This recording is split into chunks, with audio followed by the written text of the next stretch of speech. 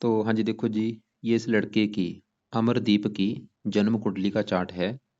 कुंडली इसकी बनी है कर्क लगन की, राशि इसकी है मीन। अगर इसकी मैं कुंडली की बात करूं, कुंडली में ग्रह वैसे तकरीबन अच्छे हैं, लेकिन कुछ ग्रह, एक दो ग्रह मुझे खराब लगा है। और आपका इनको लेके जो सवाल है कि इनका विवाह नहीं हो पा रहा, क्यों नहीं हो रहा, क्या कारण है। और इसके अलावा आपने सवाल बोला कि इनको नौकरी नहीं मिल रही, तो नौकरी क्यों नहीं मिल रही, या ये खुद का अगर बिजनेस करता है वो फायदा होगा या नहीं। तो मतलब आपके दो मेन सवाल हैं, इसके विवाह को लेके और काम काज को लेके। अब जैसे कि देखो जी, आपने मेरे से पहले कुंडलियां बना रखी हैं, तो मैंने आपको बताया है कि जो कुंडली है इसमें 12 ग्रह होते हैं, और इन ग्रहों से कुछ ना कुछ देखा जाता है। और वो 12 ग्रह यहाँ पे मैंने दोबारा फिर लिख रखे हैं, एक बार मैं फिर आपको रिपीट कर देता हूँ। ये जो एक लिखा है, ये इस लड़के का पहला ग्रह है, और पहले ग्रह से इसका रंग रूप, इसकी पर्सनैलिटी, सर, मस्तक, ये चीजें देखेंगे। दूसरा ग्रह इसके धन जोड़ने का है। तीसरा ग्रह छोटे भाई बहनों का। चौथा ग्रह माता, मकान, वाहन। पांचवा ग्रह बच्चों का। छठा ग्रह शत्रु, रोग, कर्जा। सातवां ग्रह इसकी पत्नी का है। आठवें ग्रह से इसकी उम्र देखेंगे। नौवें ग्रह से भाग्य है। 10वां ग्रह काम काज का है। 11वां ग्रह लाभ। और 12वें ग्रह से इसके जो खर्चे हैं वो देखेंगे। मतलब हमने जो कुछ देखना है, हमें वो घर को देखना होता है, और घर का जो मालिक होता है वो मालिक देखना होता है। तो अब देखो जी, पहले इसका जो सवाल है विवाह को लेके, पहले मैं वो कवर करता हूँ कि इस लड़के को विवाह का सुख मिलेगा या नहीं। तो अभी जो 12 ग्रह मैंने जैसे बोला है कि 12 ग्रहों से कुछ ना कुछ देखा जाता है। तो विवाह के लिए देखो जी, 12 ग्रहों में 7वां ग्रह हम देखते हैं। तो ये जो 7वां ग्रह है, ये 7वां ग्रह है इस लड़के की पत्नी का घर। कि इसकी जो पत्नी है वो कैसी होगी, पत्नी का सुख है या नहीं, 7वां घर देख के डिसाइड होगा। और 7वें घर में एक नंबर लिखा जो कि है 10 नंबर। 10 है मकर राशि। मकर राशि का मालक है शनि। तो इसकी पत्नी के लिए हमें 7वें घर के मालक शनि को देखना पड़ेगा। और शनि के अलावा इस 7वें घर के ऊपर जिन ग्रहों की दृष्टि है उनको भी देखना पड़ेगा। दृष्टि है शुक्र की 7वीं दृष्टि, और सूर्य की 7वीं। इन दोनों को भी देखना पड़ेगा, सूर्य और शुक्र को। वैसे भी शुक्र को देखना पड़ता है, क्योंकि शुक्र लड़कों की कुंडली में पत्नी का कारक होता है। शुक्र देखो जी, तीन चीजों का कारक है। पत्नी का कारक है, 7वें घर का कारक है, और विवाह का कारक है। शुक्र बहुत इंपॉर्टेंट रोल अदा करता है विवाह के लिए। तो मैंने भी क्या बोला कि इसके अगर विवाह का सुख देखना है, हमें कम से कम 3 ग्रह देखने पड़ेंगे। 7वें घर के मालिक शनि को, शुक्र को, और सूर्य को। सूर्य इसलिए क्योंकि वो 7वें घर को देख रहा है, शुक्र इसलिए क्योंकि शुक्र भी 7वें घर को देख रहा है, वो भी एक कारण है, लेकिन बड़ा कारण कि वो पत्नी का कारक है, विवाह का कारक है, और 7वें घर का कारक है। अब देखो जी, सबसे पहले मैं इसके शनि की बात करता हूँ कि वो कैसा है। तो इसका जो शनि है, वो मालिक किस घर का है, 7वें घर का। और बैठा कहाँ पे है, कुंडली के 8वें घर पे। अब देखो जी, सवाल ये है कि ये जो शनि है इस लड़के का अच्छा है या बुरा है। तो शनि देखो जी, अच्छा भी है बुरा भी है, इसको मतलब रले मिले फल देगा। ये अच्छे फल भी देगा, बुरे फल भी देगा। शनि जहाँ बैठा है वो 8वां घर है, और 8वां घर कुंडली का अच्छा घर नहीं होता, क्योंकि इस घर से खराब चीजें देखी जाती हैं। जैसे कि 8वें घर से आयु, मृत्यु, मृत्यु तल कष्ट हो गया, लंबी बीमारी हो गया। इसके अलावा दुर्घटना, गुप्त रोग, ससुराल की स्थिति, काफी ऐसी चीजें हैं जो इस घर से, मतलब खराब चीजें इस घर से ज्यादा देखी जाती हैं। तो सवाल, और इस घर में देखो जी, जो भी ग्रह बैठ जाता है वो अच्छे फल नहीं देता। कोई भी ग्रह अगर यहाँ पे बैठ गया तो वो खराब हो जाता है, लेकिन एक योग होता है, अगर वो इसी घर का मालक हो तो वो अच्छे फल देता है। मतलब सवाल है, ये जो शनि अच्छा है या बुरा है। शनि देखो जी, बैठा 8वें घर में, लेकिन वो इसी घर का है मालक। मतलब 8वें घर में जो 11 लिखा है, कुंभ राशि, मालक कौन बना, शनि, कहाँ बैठा है, इसी घर में। जो कि एक बहुत बड़ी अच्छी बात है। शनि 8वें घर का मालक 8वें घर में ही बैठा है, तो 8वें घर का कर देगा अच्छा। 8वें घर से, जैसे मैंने बोला, इसकी उम्र देखी जाएगी। तो इसकी उम्र के लिए बहुत अच्छा है शनि। इसको उम्र का सुख अच्छा दे देगा। ये अपनी परिवार में सबसे लंबी उम्र का होगा, शनि ये दिखा रहा है। और शनि देखो जी, अभी मैंने जैसे बोला था, शनि के दो घर है, क्योंकि शनि इस घर का भी मालिक है, 7वें घर का, पत्नी घर का। और ये 8वें घर का भी मालिक है, जहाँ ये बैठा है। 8वें घर का तो कर रहा है अच्छा, लेकिन शनि 7वें घर का भी मालिक है, जो कि पत्नी का घर है। तो 7वें घर में 10 लिखा, मकर राशि, मालिक शनि। तो पत्नी के लिए शनि को भी देखना पड़ेगा। देखो जी, जब भी 7वें घर का मालिक, ये फार्मूला होता है, 7वें घर का मालिक जब भी 8वें घर में जाता है तो विवाह संबंधी दिक्कतें आती हैं। लेकिन क्योंकि शनि यहाँ पे जो 8वें घर में तो बैठा है, लेकिन वो भी इसका अपना घर है, इसकी वजह से शनि फिर भी इस लड़के को विवाह का सुख अच्छा देगा, चाहे साथ में, क्योंकि दोनों इसके अपने घर हैं। तो सरल नामक विपरीत राजयोग की वजह से शनि इसको साथ में करके रिगार्डिंग भी अच्छे फल देगा, इसको मतलब पत्नी का भी सुख अच्छा देगा। लेकिन देखो जी, एक नेगेटिव बात क्या है कि शनि के ऊपर पड़ रही है राहु की दृष्टि। राहु है वो शनि को थोड़ा सा खराब कर देगा। मतलब शनि पीड़ित है, थोड़ा सा पीड़ित होने की वजह से वो थोड़ा सा पत्नी संबंधी दिक्कतें पैदा हल्की सी जरूर करेगा, ज्यादा नहीं, हल्की सी। मतलब एक तो वो विवाह में इसके देरी जरूर कर देगा, विवाह इसका देरी से होगा, लेकिन आगे जाके पत्नी का सुख अच्छा रहेगा। और विवाह थोड़ा सा पत्नी को बीमार भी कर सकता है। थोड़ा बहुत तो पत्नी से मनमुटाव होगा, बड़े लेवल पे मैं नहीं बोलूंगा, फिर भी थोड़ा बहुत अपना राहु असर तो देगा इसको। मतलब विवाह में देरी होगी, थोड़ा सा पत्नी से मनमुटाव होगा, या पत्नी बीमार हो सकती है। और शनि की तीन दृष्टियां होती हैं, यहाँ से बैठा बैठा बैठा आठवें घर में है, लेकिन ये तीन दृष्टियां हैं इसके पास। तो यहाँ से बैठे बैठे की जो तीसरी दृष्टि है वो पड़ेगी इस 10वें घर के ऊपर। और ये जो 10वां घर है, ये है इस लड़के के काम काज का घर। जो आपका सवाल है, नौकरी या बिजनेस जो भी काम काज करेगा, हम इस 10वें घर को देखेंगे। और इसके देखो जी, काम काज के लिए हमें चार ग्रह देखने पड़ेंगे। वो कैसे? देखो, 10वें घर में एक नंबर लिखा है एक, जो कि है मेष राशि, मालक है मंगल। तो काम काज के लिए हमें मंगल को भी देखना पड़ेगा। और 10वें घर में केतु है, उसको भी। और 10वें घर के ऊपर है शनि की दृष्टि, शनि को भी। और 10वें घर के ऊपर है राहु की दृष्टि। तो चार ग्रह देखकर डिसाइड होगा इसके काम काज के बारे में। तो अभी अभी हम क्योंकि शनि की बात कर रहे हैं, तो शनि यहाँ से बैठा बैठा अपनी तीसरी दृष्टि से 10वें घर को देख रहा है। और 10वें घर में है एक, जो कि मेष राशि, जो कि शनि की है नीच राशि। तो इसका जो शनि है वो 10वें घर का सत्यानाश कर देगा। 10वां घर काम काज का है, तो शनि इसके काम काज में बड़े लेवल पे दिक्कतें पैदा करेगा। इसको काम काज में दिक्कतें हमेशा लगी रहेंगी, चाहे नौकरी कर ले बिजनेस कर ले, दिक्कतें लगी रहेंगी। 10वां घर पिता का है, पिता संबंधी दिक्कतें। सरकार का है, सरकारी कामों में दिक्कतें। मान प्रतिष्ठा का है, मान प्रतिष्ठा में कमी। और शनि की 7वीं दृष्टि पड़ेगी दूसरे घर के ऊपर, शत्रु राशि है, धन की हानि कर देगा शनि, इसके धन को भी लिख के दिक्कतें पैदा कर देगा। 10वीं दृष्टि से 5वें घर को देखेगा, थोड़ी सी संतान संबंधी भी चिंता पैदा करता है। तो जैसे कि आपको मैंने बोला था, शनि अच्छा भी है, बुरा भी है। बुरे फल क्या हैं? काम काज के रिगार्डिंग, पिता संबंधी, सरकार संबंधी, धन संबंधी, संतान संबंधी। और थोड़ा सा विवाह में देरी, पत्नी से मनमुटाव। उम्र के लिए अच्छा है, पत्नी के लिए भी वैसे अच्छा है, थोड़ा सा पत्नी संबंधी हल्का सा बुरा फल देगा। लेकिन अगर ये लड़का चाहता है कि इसका जो शनि है A1 हो जाए, मतलब बिल्कुल अच्छा हो जाए, उसका बुरा फल कोई ना मिले, तो क्या करना पड़ेगा? और वैसे भी लिखे, लिखना क्या है, एक पेन ले, एक कापी ले, उसमें लिखे कि अगर अगर इस लड़के ने शनि ग्रह को सही कर लिया, फायदे क्या होंगे। नीचे आंसर लिखे। सबसे बड़ा फायदा क्या होगा? इसका विवाह में अगर देरी आ रही है, तो विवाह में देरी नहीं होगी, विवाह जल्दी हो जाएगा शनि को सही करने से। पहला फायदा ये। दूसरा फायदा लिखे, इसकी जो काम काज की दिक्कतें हैं वो भी बड़ा कारण शनि है, तो काम काज की दिक्कतें दूर हो जाएंगी। तीसरा फायदा, पिता से लड़ाई झगड़े इसके नहीं होंगे, सरकारी कामों में दिक्कतें नहीं आएंगी, इसके धन की हानि नहीं होगी, संतान संबंधी चिंता नहीं होगी। और नीचे एक और फायदा लिखे, वो फायदा क्या है कि इसके ऊपर चल रही है शनि की साढ़े सती। वो साढ़े सती का इसको बुरा फल नहीं मिलेगा, क्योंकि भाई इसके ऊपर शनि की साढ़े सती चली हुई है, जो कि 17 जनवरी 2023 से चली हुई है। और ये साढ़े सती अच्छी नहीं होती, जब भी आती है बंदे की लाइफ में दिक्कतें पैदा शुरू हो जाती हैं। अभी तो 1 साल हुआ है, अभी तो ये 6.5 साल की पड़ी है। तो मतलब शनि को उपाय करने से साढ़े सती का भी बुरा फल नहीं मिलेगा, क्योंकि साढ़े सती किसकी होती है? शनि की होती है। मतलब इसके लिए भाई शनि के उपाय बहुत ज़्यादा जरूरी हैं। अब सवाल है कि शनि को सही कैसे इस लड़के ने करना है। तो जो पहला उपाय है शनि का, वो है इस लड़के ने रात के समय शनि का करना है रोजाना मंत्र जाप, जो कि है ओम शम शनैश्चराय नमः। 2-3 माला कम से कम मंत्र जाप जरूर करे। कब तक करना है? जब तक इसकी ये जो दिक्कतें हैं दूर नहीं हो जाती, मतलब जब तक विवाह नहीं हो जाता, काम का सेट नहीं हो जाता, मतलब अभी 2 साल 5 साल तक ये मंत्र करता रहे। दूसरा उपाय, हर शनिवार को शनि मंदिर में माथा टेक के आना है। और वहां पे कोई दान कुछ नहीं करना, कभी भी शनि का दान नहीं करना, खाली शनि मंदिर में जाए, माथा टेक के आए। तो ये 2 उपाय ये लड़का करे। एक तीसरा उपाय भी बता देता हूँ, अगर कर सकता है, वो इसकी मर्जी है। वो है ये लड़का शनिवार का व्रत रख सकता है।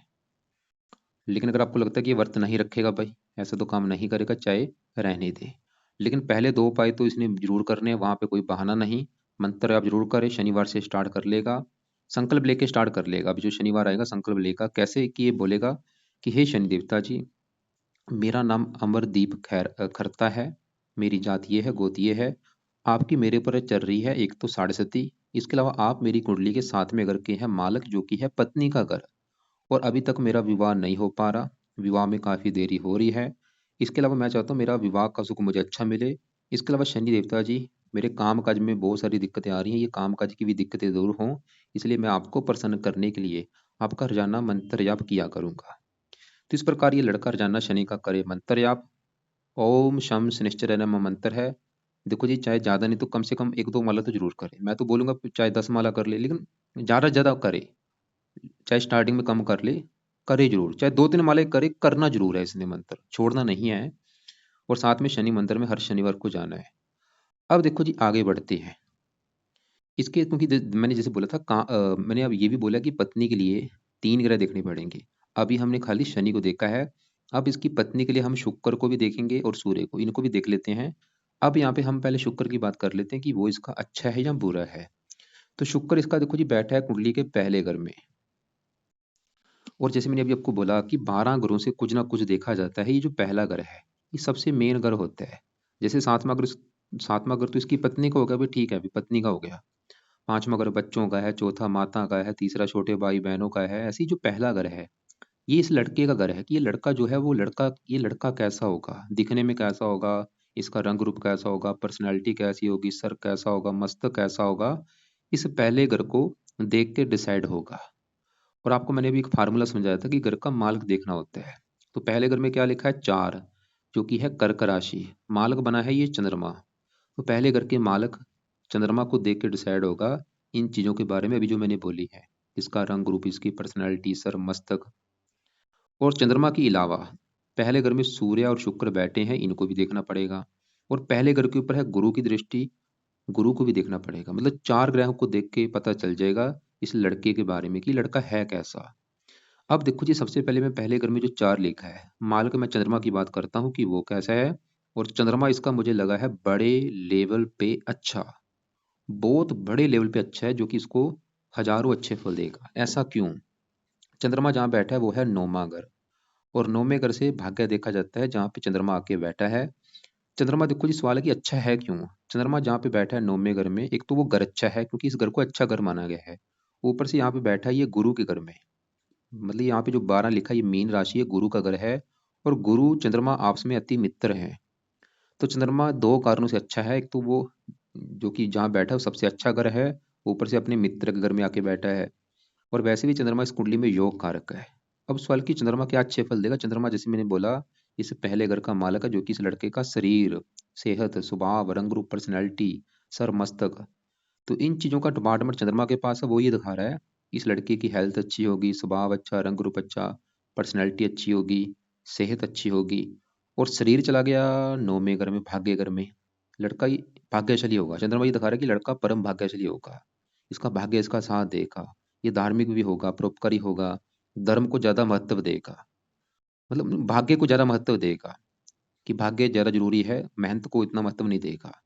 और ये विदेश का भी घर है, शरीर विदेश के घर में, ये विदेश भी जाएगा लड़का, चंद्रमा ये दिखा रहा है। तो ये चंद्रमा के अच्छे फल इसको मिलेंगे, मतलब शरीर के लिए अच्छा है, सेहत के लिए अच्छा है, हेल्थ के लिए अच्छा है, भाग्य इसको भाग्यशाली जरूर बनाएगा, धार्मिक भी बनाएगा, परोपकारी बनाएगा, देश विदेश की यात्रा करवाएगा, चंद्रमा ये दिखा रहा है। अब देखो जी, हमने चंद्रमा को देखा। अब इसके पहले घर में सूर्य और शुक्र बैठे, इनको भी देख लेते हैं। तो पहले मैं पहले घर में जो सूर्य बैठा है उसकी बात करता हूँ। तो इसका जो सूर्य है बैठा है पहले घर में, लेकिन सूर्य का भी अपना इस कुंडली में घर है, वो है ये दूसरा घर। और दूसरा घर है इस लड़के के धन जोड़ने का घर। देखो जी, अलग अलग चीजें होती हैं, एक होता है धन कमाना, एक होता है धन जोड़ना, एक होता है काम काज की, काम काज कौन सा है, काम काज का 10वां घर है, धन कमाने का 11वां घर है, और जोड़ने का है दूसरा। तो धन जोड़ने के लिए दूसरा घर, और दूसरे घर में लिखा है 5, जो कि सिंह राशि, मालक है सूर्य। तो धन जोड़ने के लिए हमें सूर्य को देखना पड़ेगा। और सूर्य इसका पहले घर में बैठा है, और वो यहाँ पे जो 4 लिखा है चंद्रमा के घर में बैठा है, जो कि सूर्य का अति मित्र है। मतलब इसका जो सूर्य है वो भी बड़े लेवल पे अच्छा है। धन चला गया शरीर के ऊपर। सूर्य ये दिखा रहा है कि लड़का खुद की मेहनत के बल पर जीवन में बहुत सारा धन कमाएगा, काफी धन जोड़ेगा, काफी इसका बैंक बैलेंस होगा, इसके पास धन की कमी नहीं होगी। सूर्य ये दिखा रहा है।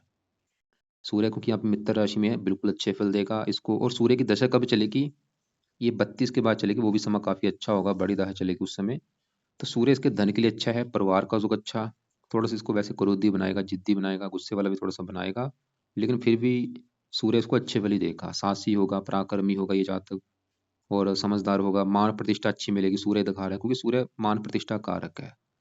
और सूर्य देखो जी राजा ग्रह है, इच्छा होती जो ऐसे लोगों की इच्छा होती है जीवन में राजा के समान जीवन जीने की। तो सूर्य इसका अच्छा है। अब देखो जी हमने पहले घर के मालिक चंद्रमा को देखा, वो अच्छा है।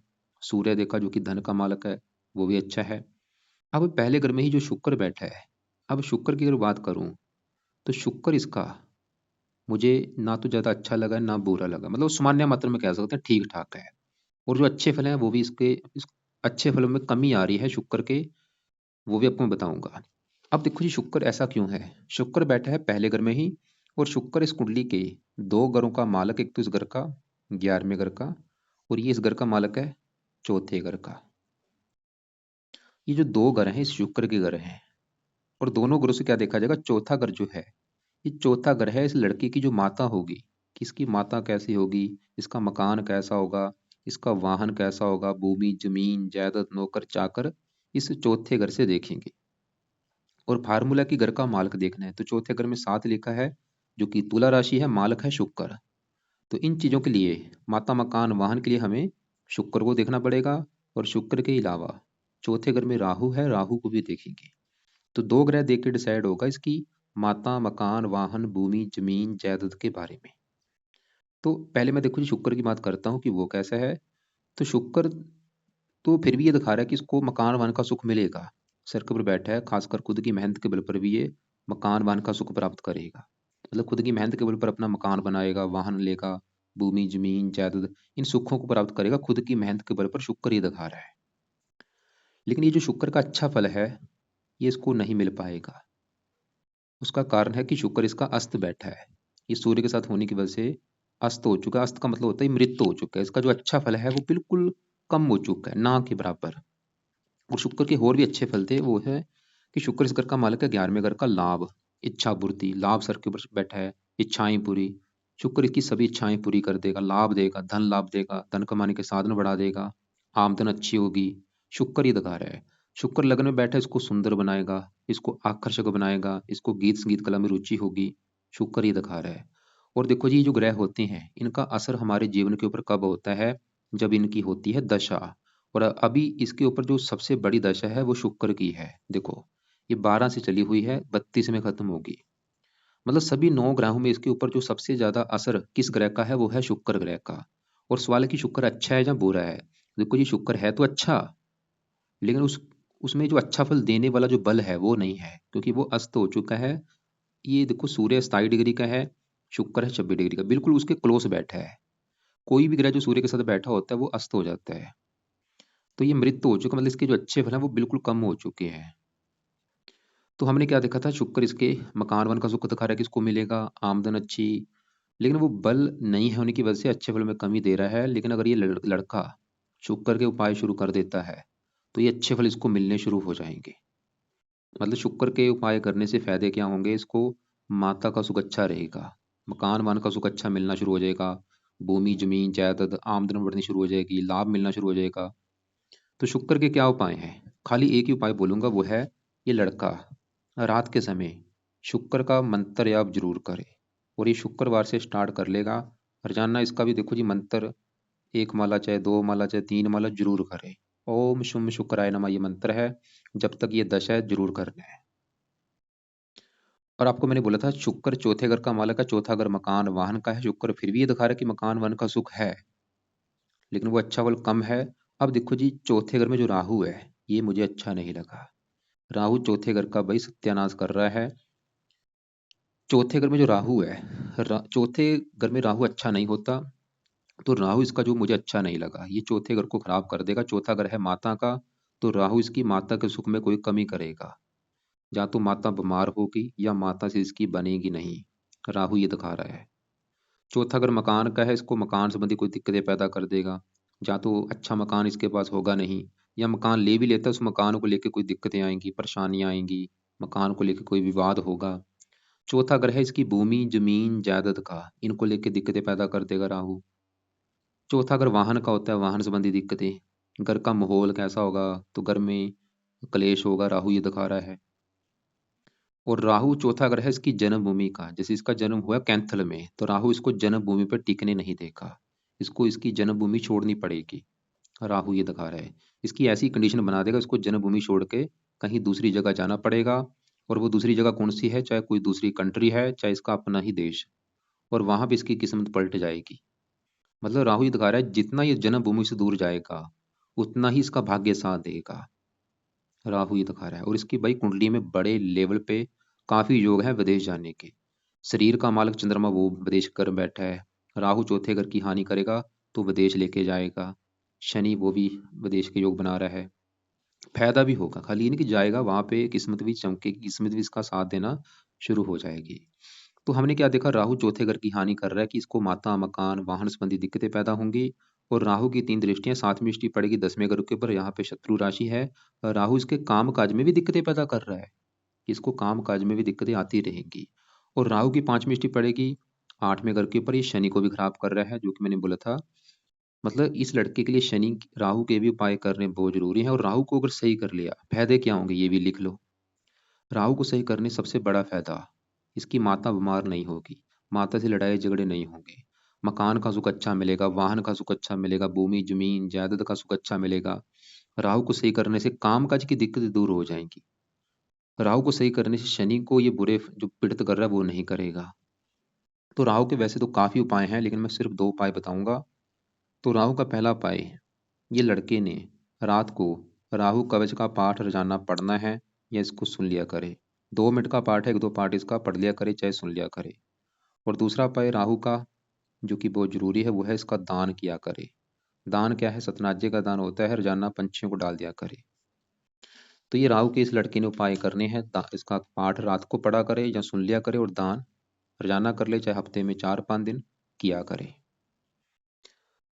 अब देखो जी, आगे बढ़ते इसके केतु की मैं बात करता हूँ। केतु 10वें घर में, वो भी थोड़ा सा काम काज में दिक्कतें पैदा कर रहा है, क्योंकि राहु केतु अच्छे ग्रह नहीं होते, पापी ग्रह होते हैं। केतु भी यहाँ पे मंगल की राशि में है, तो ये भी काम काज में दिक्कतें पैदा करेगा। तो इसका भी देखो जी एक दो उपाय है। तो केतु कवच का पाठ रात को पढ़ा करे, या इसको सुन लिया करे, और केतु का दान कुत्तों को रोटी है वो डाल दिया करे। अब शुक्र की जो बात थी, शुक्र जैसे कि मैंने बोला था है तो अच्छा, और शुक्र की 7वीं दृष्टि पड़ रही है 7वें घर के ऊपर, पत्नी घर के ऊपर। ये पत्नी के लिए अच्छा है। मतलब देखो जी, शुक्र है अच्छा, जो कि मैं आपको समझाने की कोशिश कर रहा हूँ, है वो अच्छा, लेकिन उसके अच्छे बल बिल्कुल कम हो चुके हैं। और शुक्र ये भी दिखा रहा है कि इसको पत्नी का सुख अच्छा मिलेगा, विवाह का सुख अच्छा है, लेकिन उसमें बल ही नहीं है। मतलब अगर ये शुक्र का जो मंत्र मैंने बोला था, अगर ये मंत्र करेगा, क्योंकि पत्नी का कारक है, तब इसके अगर विवाह में देरी हो रही है, एक तो कारण मैंने बोला था बड़ा शनि भी है, लेकिन थोड़ा सा कारण ये शुक्र भी है, क्योंकि वो अस्त होके बैठा है भाई। तो इसलिए शुक्र का मंत्र इसके लिए बहुत जरूरी है। शुक्र का मंत्र आप करने से पत्नी संबंधी जो दिक्कतें हैं वो भी दूर हो जाएंगी, मतलब विवाह भी जल्दी हो जाएगा। अब आगे बढ़ते हैं, इसकी यहाँ पे मैं गुरु की बात करता हूँ, जो कि इसका बड़े लेवल पे अच्छा है, जो कि बैठा है 5वें घर में। 5वां घर है इस लड़के की संतान का घर, इसकी पढ़ाई और बुद्धि। इसके लिए 5वें घर के मालिक मंगल को भी देखना पड़ेगा, और 5वें घर में है गुरु, उसको भी देखेंगे। और 5वें घर के ऊपर शनि की दृष्टि है, जो कि हम देख चुके हैं। शनि 5वें घर की थोड़ी सी हानि कर रहा है, कि संतान संबंधी कोई चिंता हो गई। लेकिन 5वें घर में जो मंगल है, वो फिर भी 5वें घर का अच्छा करेगा। और गुरु इस घर का मालिक है 9वें घर का, जहाँ जहाँ पे ये चंद्रमा बैठा है। गुरु देखो जी, 9वें घर में जो 12 लिखा है, मीन राशि, मालक है गुरु। मतलब गुरु 9वें घर का मालक, 9वें घर से भाग्य देखा जाता है, तो भाग्य जाके इसका संतान के घर में बैठा है। गुरु ये दिखा रहे इस लड़के की संतान पैदा होने के बाद इसका भाग्य साथ देना शुरू हो जाएगा, संतान भी इसकी भाग्यशाली होगी, उसके भी द्वारा इसका भाग्य उदय होगा। गुरु ये दिखा रहा है पुत्र के योग बना देगा, पढ़ा लिखा बना देगा, बुद्धिमान बना देगा। और गुरु की 5वीं दृष्टि पड़ेगी 9वें घर के ऊपर, अपने घर के ऊपर, भाग्यशाली जरूर बनाएगा। लगन को देखेगा, उच्च राशि लगन का अच्छा कर देगा। धार्मिक परोपकारी, गुरु बड़े लेवल पे अच्छा है। और जैसे मैंने बोला बड़ी दशा शुक्र की है, छोटी दशा इसके ऊपर गुरु की चली हुई है 8वां महीना 22 से, ये अच्छा है इसका। मतलब ये जो गुरु की दशा चल रही है, समय अच्छा है। तो हमने देखो जी गुरु देखा, चंद्रमा देखा, वो बहुत अच्छे हैं। सूर्य देखा, वो भी अच्छा है। अब यहाँ पे दूसरे घर में जो बुध है, ये भी इसका अच्छा है। बुध दूसरे घर में बैठा है, यहाँ पे सिंह राशि है, मित्र राशि। और बुध है तीसरे घर का मालक। तीसरा घर है इसके पराक्रम का, मेहनत का। मेहनत जाके बैठा है धन के घर में। बुध ये दिखा रहा है खुद की मेहनत के बल पर भी धन कमाएगा, धन जोड़ेगा। वाणी अच्छी होगी, बोलने की स्किल अच्छी होगी, बुध के जुड़े कामों से भी धन कमा सकता है। अब तीसरे घर में जो मंगल है, पांचवें घर का मालक है संतान के घर का, पांचवें घर से 11वें घर में संतान होने के बाद भी लाभ देगा। और मंगल जैसे मैंने बोला 10वें घर का भी मालक है, काम काज के घर का। 8वीं दृष्टि से अपने घर को देख भी रहा है, काम काज के लिए अच्छा है। अब देखो जी, मैंने दूसरे ग्रहों को ज़्यादा कवर नहीं किया, क्योंकि जो इसके ग्रह खराब हैं उनको मैं कवर कर रहा हूँ। मैं एक बार आपको फिर रिपीट करता हूँ कि क्योंकि आपका जो एक तो देखो जी 2 सवाल है। एक तो सवाल है कि भई इसका विवाह क्यों नहीं हो रहा? एक तो देखो जी ये होती है लगन कुंडली। तो लगन कुंडली में इसके विवाह में जो दिक्कतें आने का कारण एक तो है शनि, जो कि बड़ा कारण है क्योंकि इसके ऊपर पड़ रही है राहु की दृष्टि। तो शनि के अगर उपाय करेगा उसके और भी मैंने फ़ायदे बोले थे, जैसे ये काम-काज के लिए भी काम-काज में भी दिक्कतें पैदा कर रहा है शनि। इसके देखो जी विवाह में दिक्कतें आने का एक तो कारण है शनि, दूसरा कारण है शुक्र का अस्त होना, और एक तीसरा कारण भी है जो कि होती है नवांश कुंडली। तो इसकी अगर मैं नवांश कुंडली में देखूं, तो यहाँ पे देखो नवांश कुंडली में 7वें घर में मंगल बैठा है नीच का। ये एक बहुत नेगेटिव बात है, क्योंकि नवांश कुंडली विवाह के लिए देखी जाती है। तो 7वें घर में देखो मंगल नीच का बैठा है, जो 4 लिखा है कर्क राशि में। ये नेगेटिव बात है, मतलब मंगल नवांश कुंडली में विवाह संबंधी दिक्कतें आने का कारण बना है। तो मंगल के क्या ये उपाय करे? तो मंगल का उपाय 2 उपाय कर सकता है, 2 में से 1 उपाय कर ले। या तो मंगल के लिए ये लड़का मंगल के जो देवता हनुमान जी है उसका पाठ कर लिया करे, जहाँ तो हनुमान चालीसा या बजरंग बाण जो इसको पाठ आता है वो पढ़ लिया करे, या फिर मंगल का मंत्र सुबह के टाइम 1-2 माला कर लिया करे। और ये कब तक करना है? जब तक इसका विवाह नहीं हो जाता, उसके बाद चाहे छोड़ दे। अब इसका जो विवाह संबंधी सवाल आपको मैं बता चुका हूँ, दोनों बता दिए मैंने, लगन कुंडली भी निवास कुंडली भी। कि लगन कुंडली में शनि कारण है, थोड़ा सा शुक्र है, और निवास में मंगल 7वें घर में बैठा है वो कारण है। लेकिन सवाल ये है कि अगर विवाह हो जाता है तो वहाँ पे लड़ाई झगड़े होंगे या नहीं? वैसे तो देखो जी विवाह का सुख तकरीबन अच्छा है, थोड़ा बहुत हल्का सा पत्नी से मनमुटाव होगा या पत्नी बीमार होगी, लेकिन वो ज़्यादा नहीं। लेकिन पत्नी कुंडली देख के डिसाइड होगा सही फलादेश कि उसका 7वें घर का मालक कैसा है, 7वें घर में कैसे ग्रह बैठे हैं। अगर उसके 7वें घर का मालक अच्छा ना निकला, फिर तो लड़ाई झगड़े कई गुना बढ़ेंगे, मतलब उसकी कुंडली देख के पता चलेगा। अब इसका जो सवाल है कि इसके काम-काज में दिक्कतें आने क्यों आ रही हैं? तो काम-काज का घर है 10वां, 10वें घर में देखो जी एक तो शनि की दृष्टि है, वो दिक्कतें पैदा कर रहा है क्योंकि शनि की ये नीच राशि है। दूसरा कारण 10वें घर के ऊपर राहु की दृष्टि है, वो भी 10वें घर की बुरी तरह से हानि कर रहा है, क्योंकि दोनों की दृष्टि बहुत ज़्यादा क्रूर होती है। और 10वें घर में केतु बैठा है, वो भी एक कारण है। तो अगर इन्हीं तीनों के उपाय कर लिए, तो इसको काम-काज का सुख मिलना शुरू हो जाएगा। और आपका सवाल है कि काम-काज करे कौन-सा? देखो ऐसा नहीं कि ये काम-काज मैं बोल दूँ कि ये कर ले तो काम-काज चल जाएगा, नहीं भाई। पहले उस घर को सही करना पड़ेगा, उस घर को पॉजिटिव करना पड़ेगा। काम का चाहे कबाड़ी का भी कर ले वो भी इसका चल जाएगा।